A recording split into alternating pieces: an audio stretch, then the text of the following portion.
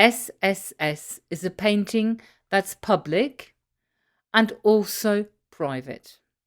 It belongs to the world, and it also belongs to us as a family. And that's what makes it so incredibly powerful. Hello, I'm Susi Sahmland Bowling. I work for the education department at the Frank Bowling Studio, and I am also his daughter-in-law, married to his son Ben. Today I want to talk to you about SSS, a painting from 2019 that is especially close to my heart.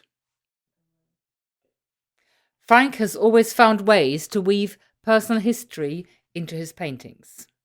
Over the years, he's embedded found objects brought back from family trips, included portraits of his sons, and accepted offerings from those around him.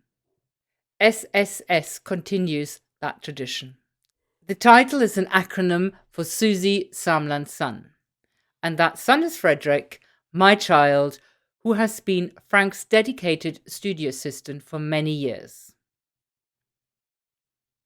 The painting is structured in bold horizontal bands, green at the top, red in the middle, and blue at the bottom. On the far right, a vertical yellow section overlaps the green and the blue, breaking the symmetry. At the centre of the red band is a circle containing a photograph of Frederik. Around it, the surface is richly worked, textures with darker pigments, smudges, and the batch of gold that catches the light.